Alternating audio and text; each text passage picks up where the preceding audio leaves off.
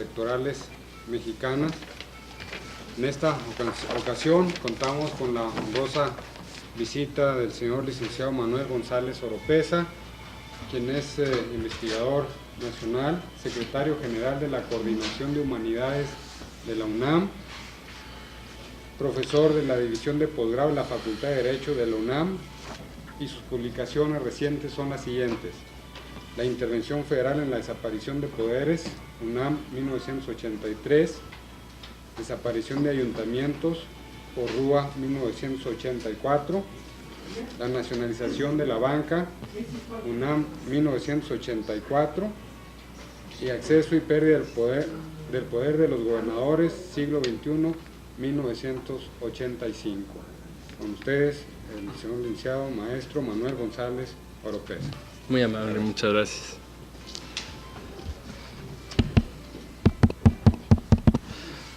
Pues tengo mucho gusto de estar con ustedes, a pesar de que mi presencia creo que la esperaban el lunes, pero por ciertos problemas no me fue posible sino hasta el día de hoy, pero más vale tarde que nunca. Por supuesto que vamos a hablar, y yo tenía y tengo interés en hablar de un aspecto específico dentro de toda la legislación electoral. Se me había mencionado que era conveniente el abordar un poco a manera de lineamientos generales los organismos electorales, los procesos electorales, las etapas. Creo que de alguna manera ustedes podrían entender claramente del articulado de las leyes todas estas cuestiones. Afortunadamente la ley electoral es una de las leyes más claras, incluso más claro todavía que el Código Civil. Por eso he querido de alguna manera enfocar un poco esta plática sobre un aspecto muy específico, un aspecto que confieso merece más estudio, merece más análisis, pero que de alguna manera puede ofrecer un poco un mayor interés para nosotros. Es el aspecto de las nulidades, de lo que se ha llamado, a partir de la Ley Federal de Organismos Políticos y Procesos Electorales, el contencioso electoral.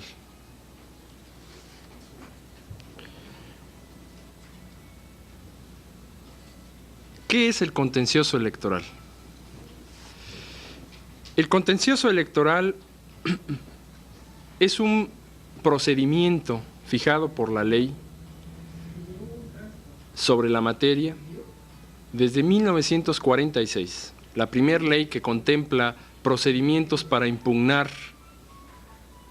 una elección, una votación, todo un proceso electoral por algún vicio en el procedimiento, por algún error en la persona, fue la ley de 1946.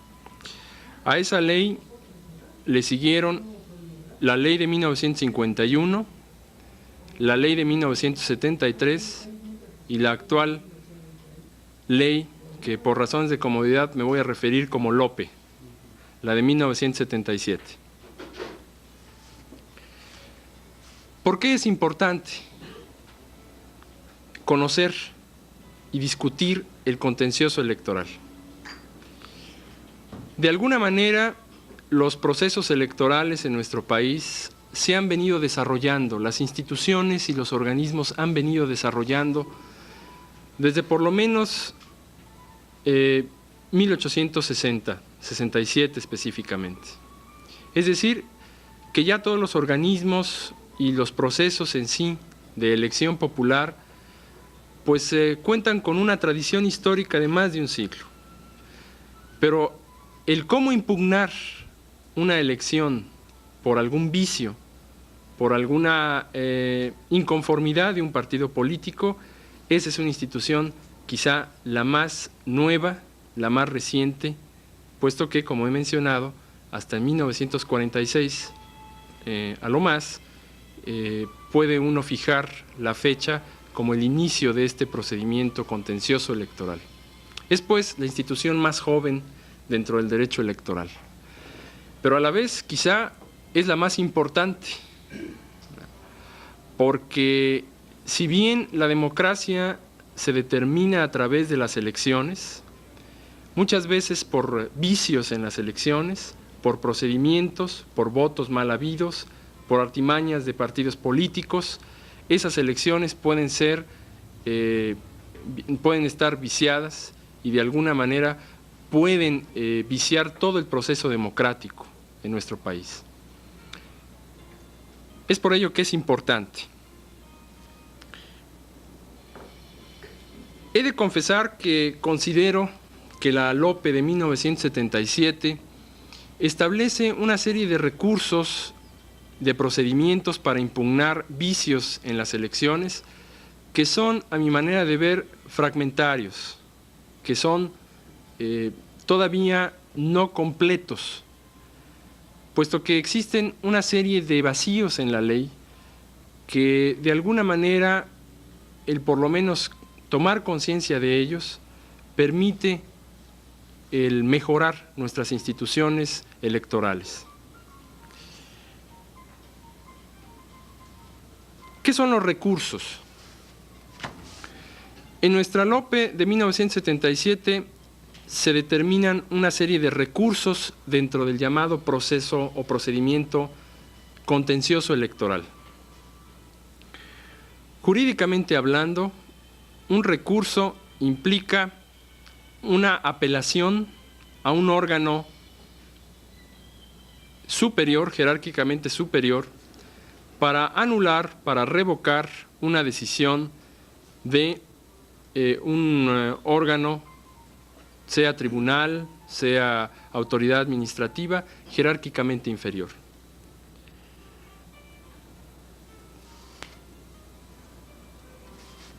Existen los recursos llamados administrativos, que dentro de las leyes de procedimiento administrativo se han determinado como aquellos medios de impugnación de los particulares frente a actos de autoridad administrativa y que se hacen valer en múltiples instancias.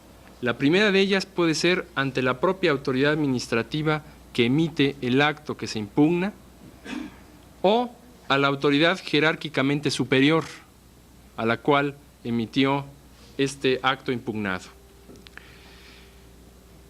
En materia electoral habrá que determinar que los recursos con que cuentan los individuos, los candidatos, así como los partidos políticos para impugnar vicios en un proceso electoral son de muy diversa índole. En verdad, la ley de 1977 fue la primera ley que trató de implementar una serie de recursos para impugnar los vicios dentro de un proceso electoral. Esto es muy plausible. Creo que esto es digno de encomio y realmente en esta característica, así como otras características que se dieron dentro del marco de la reforma política, tienen que perdurar en nuestras instituciones electorales. La ley de 1977 estableció el recurso de inconformidad, el recurso de protesta, el recurso de queja, el recurso de revocación y el recurso de revisión.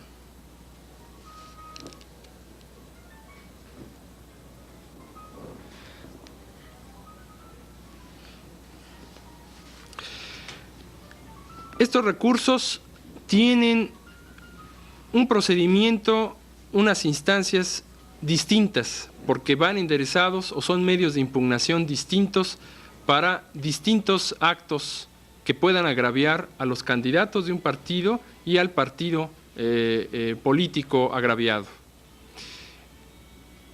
El recurso de inconformidad, nos dice la ley de 1977, se antepone contra actos del Registro Nacional de Electores. De esta manera es un recurso que opera a favor de todos los ciudadanos. de todos los ciudadanos en ejercicio de sus derechos políticos.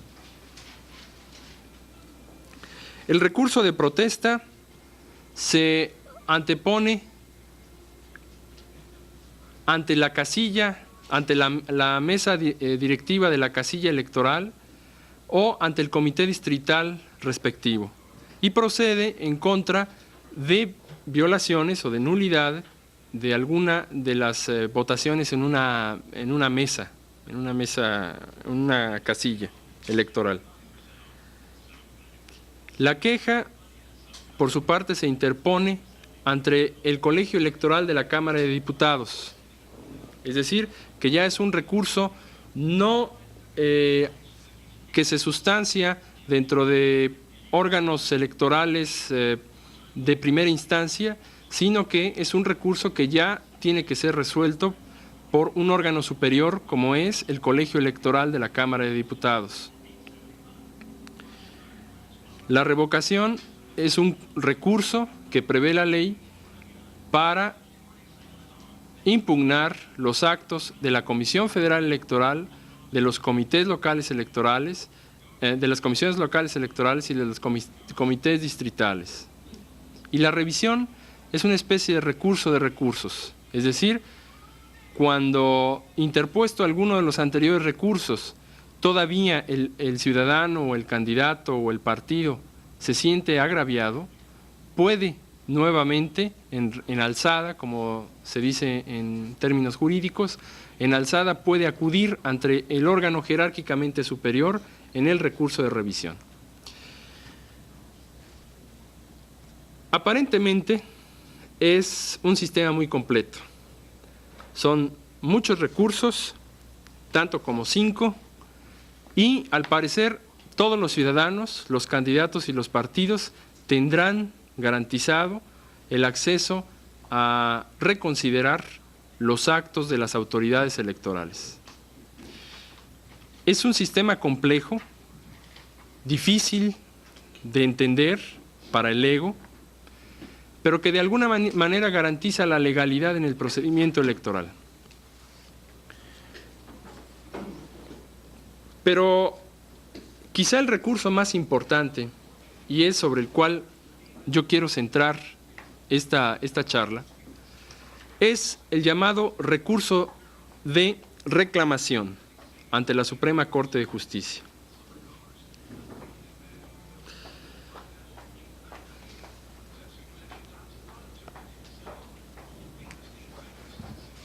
¿Cómo es que llamamos recurso ante la instancia de la Suprema Corte de Justicia?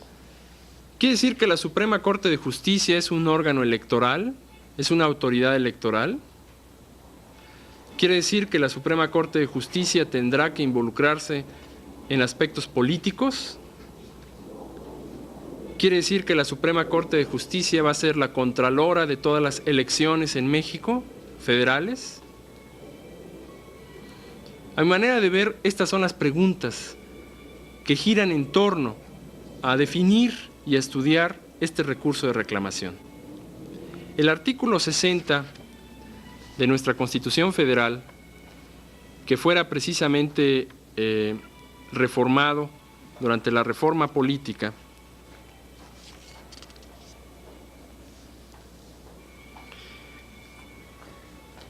establece que corresponde, en el primer párrafo, a la Cámara de Diputados la calificación de elección de sus miembros. En el segundo párrafo establece que corresponde a la Cámara de Senadores la calificación de las elecciones sobre sus miembros, sobre sus integrantes.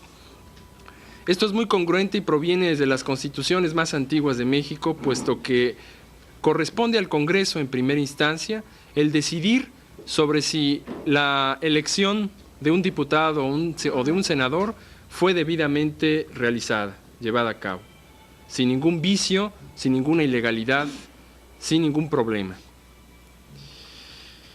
Pero el tercer párrafo, el famoso tercer párrafo de este artículo, establece que procede el recurso de reclamación ante la Suprema Corte de Justicia de la Nación contra las resoluciones del Colegio Electoral de la Cámara de Diputados.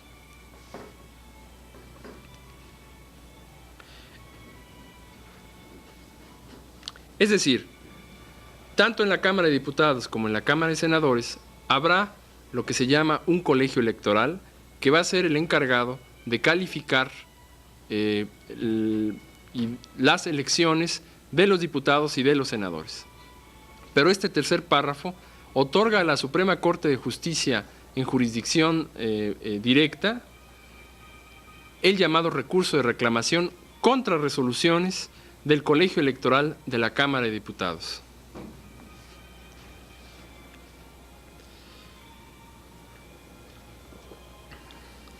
Claro, este recurso está definido con mayor detalle en la LOPE de 1977 y, a semejanza del juicio de amparo, establece la equivalencia del principio de definitividad, que como sabemos que para el juicio de amparo consiste precisamente en agotar todas las instancias previas de recursos antes de acudir al juicio de amparo. El artículo 236 de la LOPE establece que para ejercitar el recurso de reclamación tendrán que agotarse los recursos ordinarios previstos en la legislación. ¿Y cuáles son? Pues son todos estos recursos que había yo mencionado. Por ejemplo, específicamente el recurso de queja, que es el que procede contra actos del comité distrital y que se ventila ante el colegio electoral. Contra el recurso de revocación, por ejemplo, que puede ventilarse en contra de las comisiones federal y locales, así como del comité distrital. Entonces, tendrá que agotar el interesado los recursos previos. O, en este sentido, pues estoy utilizando el término recursos como medios de impugnación, ¿verdad? Perdón si no me hago explicar muy bien, porque supongo que estoy manejando cuestiones jurídicas. Si hay alguna pregunta, por favor, que no entiendan, ¿verdad? Por algún término específico que utilice, si fueran tan amables de hacérmelo saber. Ahora bien, en un artículo del que es actualmente director jurídico de la Procuraduría, un estupendo abogado, Juventino B. Castro, en un artículo muy reciente a la reforma política, él analizó el recurso de reclamación ante la Suprema Corte y dijo: ¿es efectivamente un recurso, jurídicamente hablando? Un recurso hemos visto que es una instancia, acudir a una instancia superior jerárquicamente para revocar o confirmar una decisión de una autoridad inferior que causa agravio a una persona, ¿no? Eso es, en términos muy simples, lo que podemos entender por recurso. Pero según la LOPE de 1977, el recurso de reclamación ante la Suprema Corte, sus efectos no son ni de revocar ni de confirmar una decisión del Colegio Electoral de la Cámara de Diputados. Sus efectos son simplemente de opinión, de dictamen, sobre si hubo violaciones o no en un proceso electoral determinado.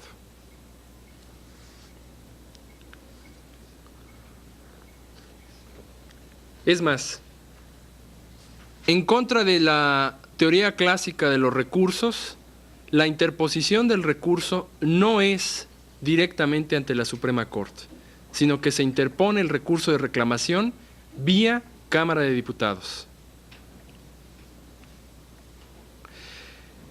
Y una vez que la Cámara de Diputados forma el expediente, digamos, lo remite a la Suprema Corte para que ésta decida o dictamine sobre las supuestas violaciones al proceso electoral.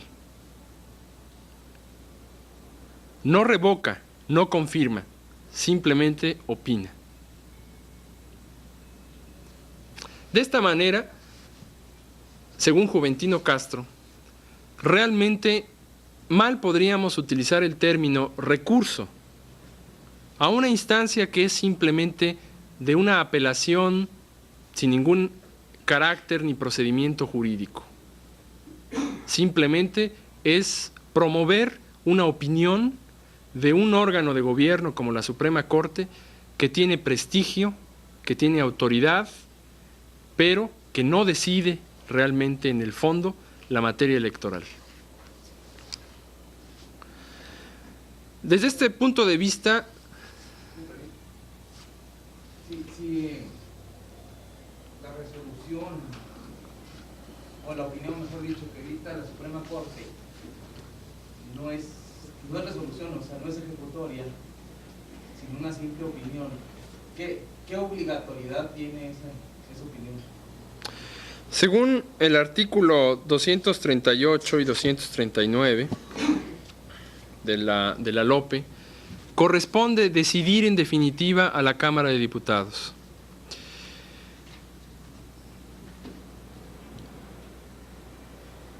Quisiera yo adelantarme un poco, lo iba yo a explicar, pero ya que surge la pregunta, a mi manera de entender, simplemente es acudir ante un órgano con el prestigio y la solvencia ante la opinión pública lo suficientemente fuerte, lo imparcial, lo suficientemente imparcial, ¿verdad?, para que esta decisión o esta opinión de la Suprema Corte deba de ser acatada en términos morales, ¿verdad?, deba de ser acatada por la Cámara de Diputados. Pero jurídicamente y constitucionalmente no vincula jurídicamente a la Cámara. El cuarto párrafo del artículo 60 constitucional federal establece: si la Suprema Corte de Justicia considerara, aquí no se dice decidiera, sino considerara, que se cometieron violaciones sustanciales en el desarrollo del proceso electoral o en la calificación misma, lo hará del conocimiento, ¿verdad?, de dicha Cámara, para que emita nueva resolución, misma que tendrá el carácter de definitiva e inatacable. Es decir, la Cámara, a pesar de que la Suprema Corte diga hubo violaciones sustanciales en el procedimiento electoral, la Cámara de Diputados queda en plena disposición para volver a confirmar el dictamen o la opinión del Colegio Electoral. Esto no es novedoso. A la Suprema Corte se le ha involucrado en forma muy parecida ya en nuestra historia constitucional, a través del juicio de amparo. Perdón, a través del juicio de responsabilidad política. Anteriormente, el juicio de responsabilidad política para funcionarios federales operaba ante la ausencia del Senado entre la Cámara de Diputados y la Suprema Corte de Justicia. La Cámara de Diputados decidía la culpabilidad del funcionario al cual se le fincaba responsabilidad política. Y automáticamente la Suprema Corte de Justicia decidía o imponía la sanción correspondiente, pero no tenía la atribución para juzgar sobre la culpabilidad. Eso ya era materia de la Cámara de Diputados. La Cámara de Diputados ya establecía la culpabilidad y simplemente la Suprema Corte fungía como órgano sancionador, ¿verdad? Este sistema fue el que funcionó de 1857 a 1917. Y es un sistema que realmente corresponde a las instituciones jurídicas anglosajonas en el aspecto del jurado, ¿verdad? Aquí, en el proceso electoral, creo que a la Suprema Corte se le equipara al jurado. ¿Qué es el jurado? Ustedes saben, todos sabemos, que el jurado es una institución anglosajona en el cual ciudadanos no peritos en derecho, simples ciudadanos, juzgan sobre la culpabilidad de una persona, de un inculpado. El jurado no va a decidir las cuestiones de derecho, va a decidir las cuestiones de hecho, ¿verdad? Va a averiguar si efectivamente tal o cual persona cometió tal o cual delito. Y es el juez el que, una vez determinada la culpabilidad por el jurado, quien, conforme a derecho, decidirá o sancionará al inculpado. La Suprema Corte en este aspecto está funcionando como un jurado, como un gran jurado. Está investigando cuestiones de hecho, ¿no?, y corresponderá en todo caso a la Cámara de Diputados el decidir el derecho, entre comillas, electoral. Es un símil que yo encuentro entre esta función de la Suprema Corte con el recurso de reclamación. Pero creo que este recurso de reclamación tiene un trasfondo histórico muy importante. Y como en palabras de este periodista Alan Riding, en su libro famoso que ya está haciendo sobre los vecinos distantes, ¿verdad?, México y los mexicanos lo único que añoramos es nuestra historia. Habrá que contestarle a nuestros vecinos muy cercanos de aquí enfrente que lo que sí tenemos es historia porque ellos no la tienen, ¿verdad? Pero creo que muchas de nuestras instituciones constitucionales tienen mayor fundamento y mayor tradición que las supuestas instituciones libertarias y democráticas de los Estados Unidos. Pero en fin, es otra cosa. El trasfondo histórico que tiene nuestro artículo 60 con la reforma política de 1977, pues se enmarca dentro de la discusión teórica de la Suprema Corte y la política, el derecho y la política. Los jueces son o están facultados para involucrarse en la política. El amparo, el juicio de amparo, nuestro famoso juicio de amparo, puede proteger los llamados derechos políticos o derechos individuales, las garantías individuales. ¿Cuál es la relación entre el órgano de poder llamado Poder Judicial Federal y los otros órganos políticos? ¿Se trata de un órgano apolítico, como dijera el famoso constitucionalista Emilio Rabasa, que no tiene unidad de decisión, no tiene utilización de la fuerza pública, sino lo único que tiene es prestigio moral, imparcialidad? Quisiera yo remontarme un poco a los aspectos constitucionales de los Estados Unidos para contrastarlos con nuestras instituciones mexicanas, si ustedes me lo permiten. La Suprema Corte americana creo que ilustra de alguna manera la función política que debe tener el Poder Judicial Federal. Hacia principios del siglo pasado, un presidente de la Suprema Corte americana, Roger Taney, que fue el presidente de la Corte que consideró que los esclavos o los negros no deberían de tener derechos, y así lo consolidó en una famosa sentencia de 1857, cuando nosotros promulgábamos nuestra Constitución plena de libertades, sin distinción de raza. Bueno, esta persona consideró en una decisión que se llama Luther versus Borden que la Suprema Corte de Justicia no debería de involucrarse en cuestiones políticas. Se trataba del caso de unas elecciones y de ciertas luchas de facciones políticas en un estado de la Unión Americana, y que el señor Luther no consideraba legítima a una autoridad municipal que, en atención a los reglamentos de policía y buen gobierno, exigía que catearan su casa, ¿no? Fue un policía o una autoridad del ayuntamiento o del condado, en este caso, y el señor Luther desconoció, a pesar de que iba con una orden del juez, que esta persona pudiera catear su casa, en virtud de que quien había expedido esa orden era ilegítimo. Y en consecuencia, él acudió a la Suprema Corte diciendo que esa orden no debería, y no la acató, en virtud de que había emanado de una autoridad incompetente o ilegítima. Todo esto tiene su raíz en alguna elección anterior a la cual Luther consideraba que había sido todo el proceso electoral ilegítimo. Entonces, vemos que este caso, que versa sobre elecciones y sobre ilegitimidad de funcionarios, provocó en Estados Unidos la doctrina de la separación entre lo llamado lo político y lo jurídico. La dignidad de un juez es muy preciada como para que se enlode en los procesos políticos electorales.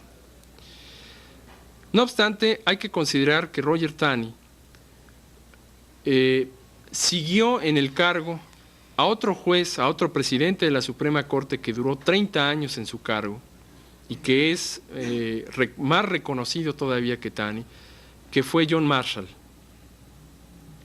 El famoso presidente de la Corte que emitiera su opinión en el famoso caso Marbury versus Madison, que originó todo el Judicial Review o el control de la constitucionalidad de las leyes.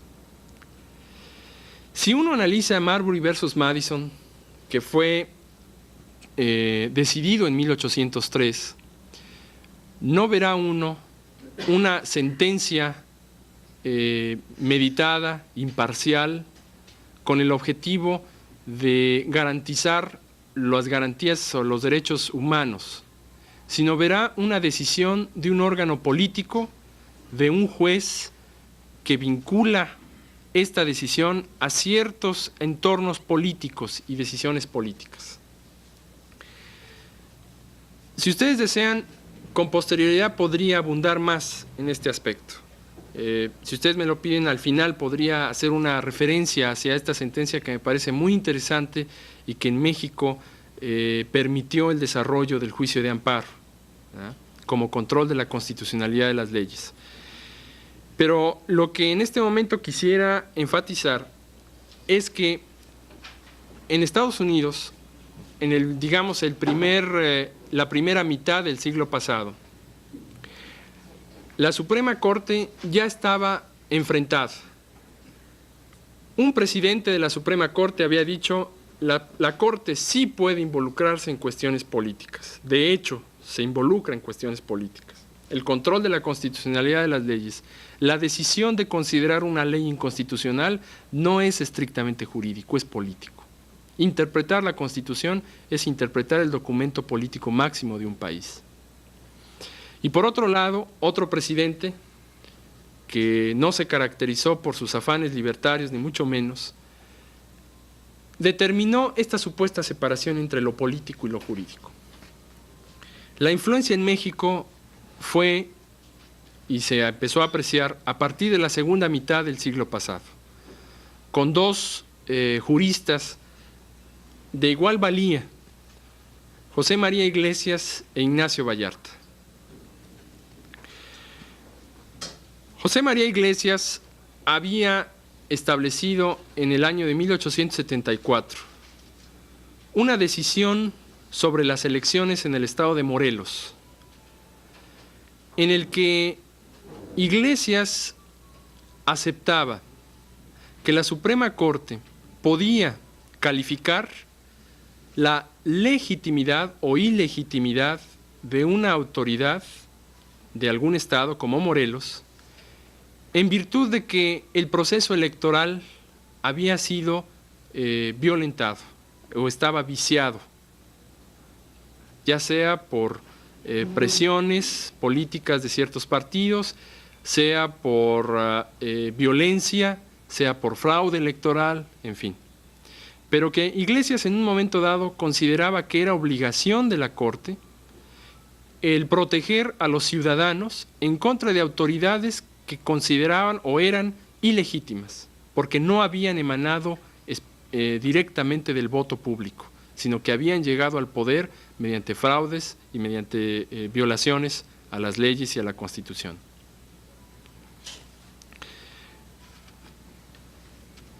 Ignacio Luis Vallarta, quizá el jurista más conocido,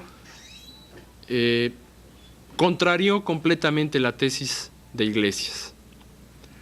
Para Vallarta, basándose sobre todo en el fundamento doctrinal de Roger Taney en los Estados Unidos, consideró en dos sentencias, una de 1878 y otra de 1881, que la Corte no podía involucrarse en cuestiones políticas.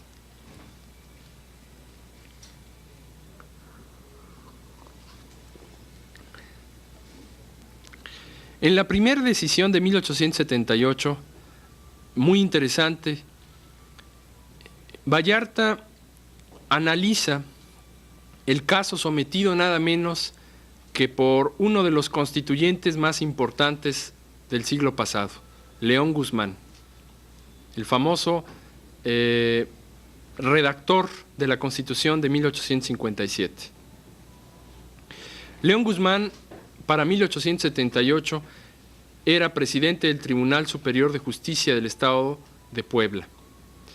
Y, en virtud de que la legislatura del Estado se había escindido en dos facciones, León Guzmán solicitó ante el Senado la intervención federal para dirimir la controversia que suscitaba el hecho de que hubiera dos congresos en ese estado, dos legislaturas.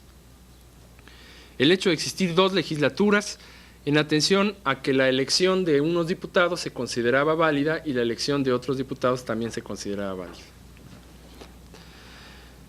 León Guzmán, como buen constituyente y en ese entonces como presidente del Tribunal Superior de Justicia de Puebla, aseveraba que era obligación de la Federación el intervenir y dirimir esa controversia, el decidir cuál de las legislaturas era la legislatura legítima. Desafortunadamente, el Congreso de la Unión no acató esta solicitud de León Guzmán y lejos de eso, una de las legislaturas, la más arbitraria, sometió a juicio político a León Guzmán como una represalia por el hecho de haber solicitado intervención ante el Senado. Entonces, León Guzmán se vio en la necesidad de acudir al amparo en contra de el juicio político establecido por la legislatura de este estado. Y Vallarta, en una sentencia, determinó que no era competencia de la Corte el decidir este amparo porque era una cuestión fundamentalmente política. La segunda sentencia de Vallarta, en la que trata de separar lo político de lo jurídico, fue en 1881, en la cual estuvieron involucrados dos personajes también de la época, Salvador Dondé, un famoso parlamentario de fines del siglo pasado, y como defensor de Salvador Dondé, nada menos que don Jacinto Pallares.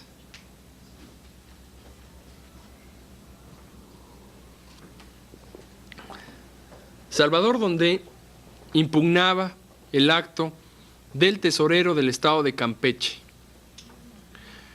puesto que este tesorero no había sido, o mejor, su cargo había concluido con el periodo del gobernador anterior y no había sido nuevamente ratificado, ni el gobernador siguiente tenía un título legítimo para hacer o ocupar la gubernatura en el estado de Campeche.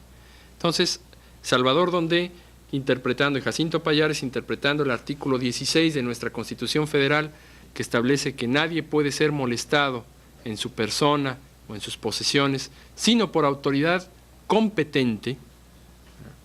Aquí se entendía Pallares y Dondé que la autoridad competente era la autoridad legítima.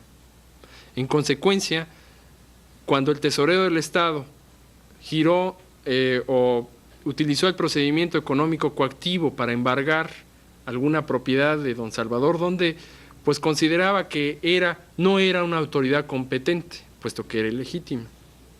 Y esta es la famosa tesis de la incompetencia de origen, ¿verdad?, que significa que es incompetente de origen porque no tiene un título legítimo para ocupar el cargo y ni mucho menos es competente para emitir actos de autoridad.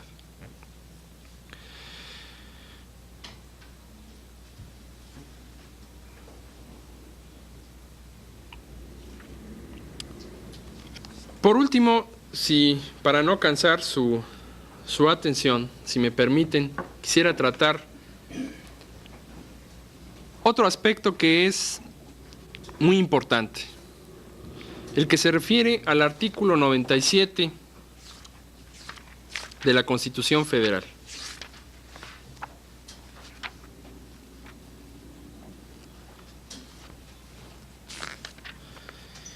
Desde el constituyente de 1916-17 se determinó en el artículo 97 de la Constitución Federal, en su tercer párrafo, otra vez un tercer párrafo, tal como es importante en el artículo 60, que la Suprema Corte de Justicia está facultada para practicar de oficio la averiguación de algún hecho o hechos que constituyan la violación del voto público, pero solo en los casos en que a su juicio pudiera ponerse en duda la legalidad de todo el proceso de elección de alguno de los poderes de la Unión.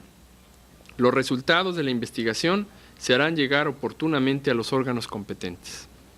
Antes de la reforma política y del recurso de reclamación a que me refería al principio, esta facultad de la Suprema Corte para investigar hechos que pusieran en duda a una elección ya estaba en nuestra Constitución desde 1917.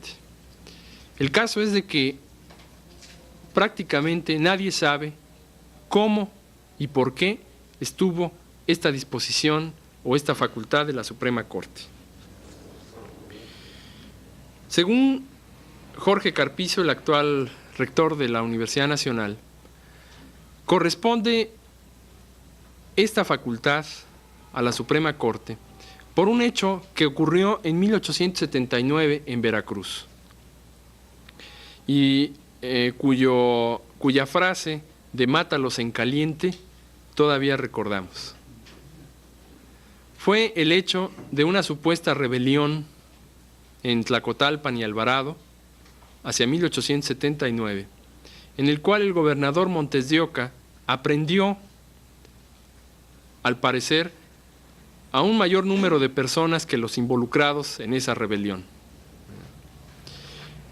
y pidiendo qué hacía con ellos.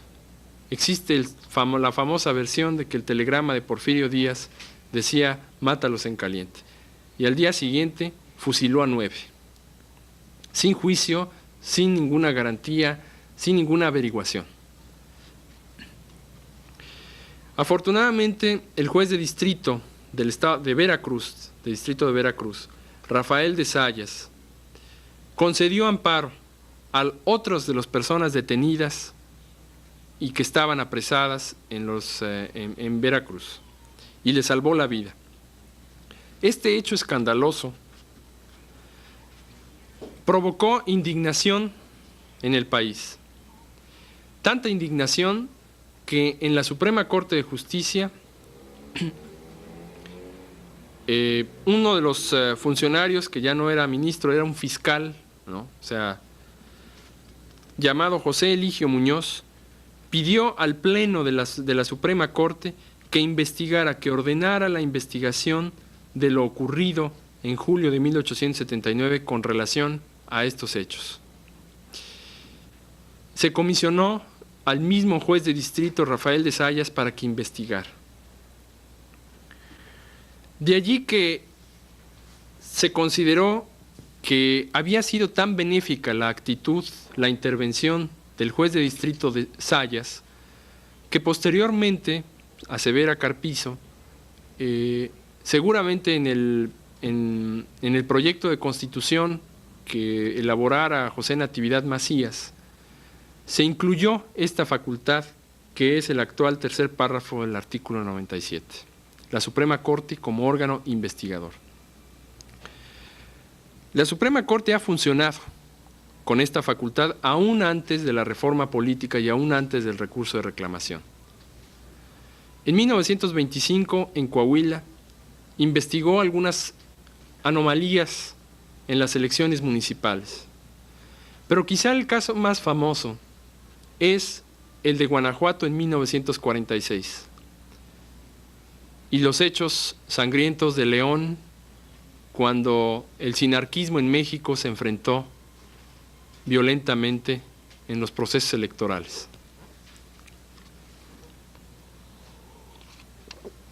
No obstante, esta facultad del órgano máximo de justicia de nuestro país, que a cualquier persona podría satisfacer plenamente el dictamen o la averiguación que elaborara, en esa época no solamente la Suprema Corte se abocó a investigar los hechos de León, Guanajuato, sino que además de la Suprema Corte hubo una comisión del Senado que investigó los mismos hechos, hubo un comisionado de la Procuraduría de Justicia Militar de la Secretaría de la Defensa, y además hubo un llamado jurado de honor, en donde ciertos periodistas como Martín Luis Guzmán se dedicaron a tratar de esclarecer esos hechos. De esta manera, pues creo que es la puntilla este caso de 1946 para esta función, puesto que si la función encomendada a la Corte es precisamente para que sea la Corte como órgano máximo, como tribunal máximo del país, y pueda investigar imparcialmente, y pueda con una autoridad moral esclarecer los hechos electorales, en 1946 parece que no convenció el dictamen de la Corte, y además otros 3 órganos se involucraron en la investigación de estos hechos.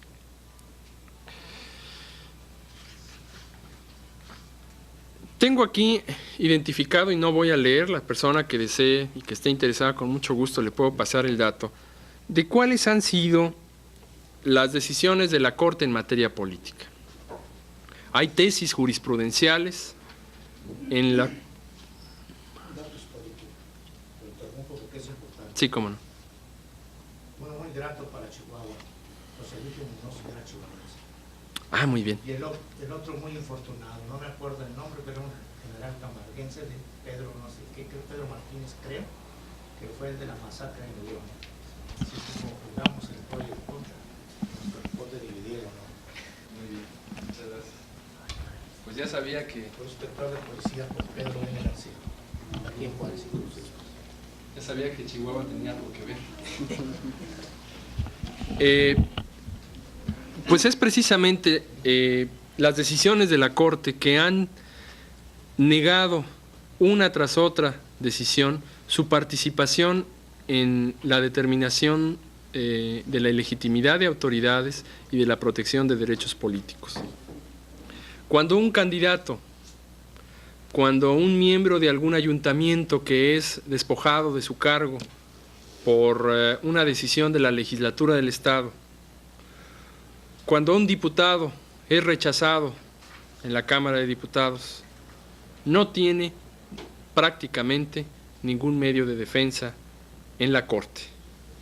La Corte ha reiterado que los supuestos derechos que puede crear una persona con relación a su cargo de elección popular son derechos políticos, y el amparo no protege los derechos políticos. El amparo simplemente protege las garantías individuales. Así lo establece la tesis 312, tesis jurisprudencial, que aparece en el apéndice del tomo 76 del Semanario Judicial de la Federación, en el que dice que los derechos políticos son prerrogativas de ciudadanos y no corresponden a todos los hombres en su calidad de hombres, sino corresponden solamente a los ciudadanos mexicanos. Y tan cercano como 1975, todavía hubo una decisión de la Corte en el amparo Alejandro Cañedo Benítez del 28 de enero de 75, en el que me voy a permitir leer. La Corte decidió: este alto tribunal ha mantenido persistentemente el propósito de apartarse de la política electoral, en bien de la función jurisdiccional que le está encomendada, no solo porque con tal actitud sigue los dictados de una fructífera experiencia institucional, sino también en acatamiento a la voluntad del constituyente de 1916-17. De esta manera, la Suprema Corte se entiende como un simple mediador entre intereses de los particulares, pero cuando hay intereses de la colectividad, de un distrito electoral, de un Estado, la Suprema Corte se declara incompetente para proteger ese interés común, sea a nivel regional o sea a nivel nacional. Creo que, en resumen, el panorama que ofrece la legislación electoral en materia de recursos y de contencioso electoral pretende que sea la Suprema Corte o que tenga una intervención muy discreta, muy moderada, prácticamente disminuida, con el hecho de probar que hay una colaboración de poderes entre la Corte y el poder legislativo o el llamado poder electoral. Creo que este es un mal entendimiento de lo que debemos de comprender por división o por colaboración de poderes. La colaboración de poderes no implica que la Corte no pueda revocar una decisión de otro poder. Al contrario, una legítima, una histórica entendimiento y teoría de la división de poderes involucra precisamente que sea otro órgano el encargado de decidir sobre los actos de el otro órgano de poder, y que pues estos recursos están a medio camino, que de alguna manera nuestras instituciones electorales muy nobles, notables en 1977, puede ser que ya reclamen un avance más, un paso más.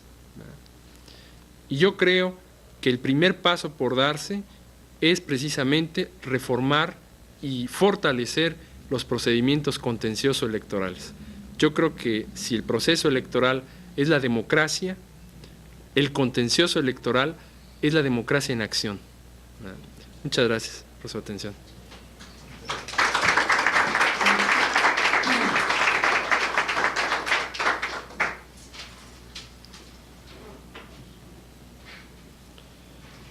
Si hay alguna pregunta, compañeros, en relación con el tema tratado de nuestro distinguido visitante. Juicio que debería legislarse en la ley electoral para llenar un verdadero contenido más democrático y jurídico en este aspecto electoral. Pues serían... Se ve completo más o menos, pero algo sí. En materia de recursos creo que es completo, pero ya cuando interviene la Suprema Corte en el recurso de reclamación fue un inicio nada más. El recurso de reclamación, como dice la LOPE, solamente procede contra decisiones del Colegio Electoral de la Cámara de Diputados, pero no procede contra la Cámara de Senadores. Si se piensa, y hay el foro de consulta popular actualmente para ampliar, incluir el pluripartidismo en el Senado, tendrá que forzosamente ampliarse el recurso de reclamación contra el Colegio Electoral de la Cámara de Senadores. Además, creo que se debe dejar la decisión de la Suprema Corte en algunos aspectos, que sea definitiva la decisión de la Corte y que no y que la Cámara respectiva no sea la que dicte definitivamente esta, porque precisamente es parte en el supuesto juicio, ¿verdad? Entonces no tiene la imparcialidad debida. ¿Y por qué? Me pregunto yo, si para la integración de la Suprema Corte se requiere el nombramiento del presidente de la República con la ratificación del Senado, ¿por qué la Corte no va a intervenir también en los casos conflictivos en la integración del Poder Legislativo? ¿Ah? Creo que este es un complemento muy lógico, muy congruente. Y sobre todo, a manera de ver, quitar el tabú de la división supuesta de jurídico y lo político, ¿no? Que creo que es un tabú que, aunque el muy distinguido Vallarta lo determinó, pero creo que ya no se adecúa a la realidad. Vallarta lo hacía en pleno porfirismo, ¿no? Afortunadamente ya no estamos en esos regímenes. Entonces, ¿por qué no aceptar una decisión, una actitud más decisiva de la Corte? Yo empezaría por allí.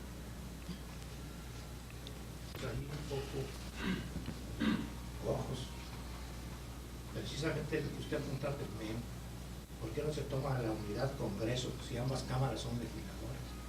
Porque es parcial nada más con la Cámara de Diputados. Y la segunda, hay una especie de incongruencia. ¿Por qué se manda al organismo superior en el Poder Judicial, que es la Suprema Corte, ¿verdad?, para dar una opinión, y regresa para que en definitiva lo resuelva la Cámara de Diputados?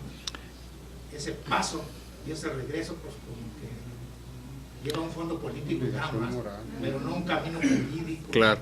Recuerda un poco el procedimiento jurisdiccional que existía en los estados absolutistas, en donde los jueces dictaban las sentencias en nombre del rey, ¿verdad? No tenían facultad propia para dictar las decisiones, sino que en nombre del rey, como que el rey tenía que ratificar todo, ¿verdad? Y el rey era el que decidía todo, ¿verdad? Así es. Y felicitaciones porque están muy claras. Muchas gracias. Chao, Flores. Gracias. Yo estima, licenciado, también que es poco afortunado denominar recurso de reclamación, o sea, esa denominación precisamente, porque el recurso, de acuerdo con lo que usted mismo definió, implica que un órgano superior revoque una resolución de un inferior. Y en este caso, el colegio electoral pues no es el inferior y la Suprema Corte es superior, ¿verdad? Definitivamente el recurso se habla de instancias, pero dentro de autoridades de una misma competencia, ¿verdad? Claro. Juventino Castro considera que la palabra recurso en este contexto obedece más a su sentido gramatical o literal, que es recurrir a alguien, ¿verdad? Recurrir ante alguna autoridad, pero no en su sentido estrictamente jurídico, ¿verdad?, que es el que usted apuntaba. Yo creo que en todo caso, pues sí debiera de aclararse esos términos para los abogados, para entretenernos en criticar la terminología.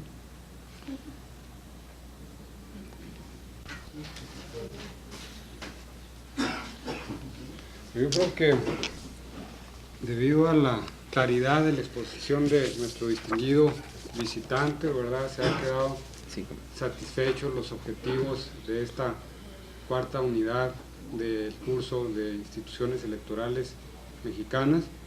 No me resta más que, a nombre de la Universidad Autónoma de Ciudad Juárez y del ciudadano rector, darles las más expresivas gracias por su presencia, maestro, de que ha venido con claridad a complementar estos temas que han sido de gran interés para todos los participantes en este curso especial que en forma coordinada está llevando a cabo nuestra universidad y la Secretaría de Gobernación.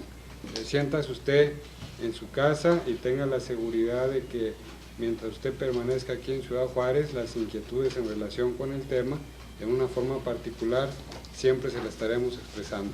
Muchas gracias. Al contrario, muy amable.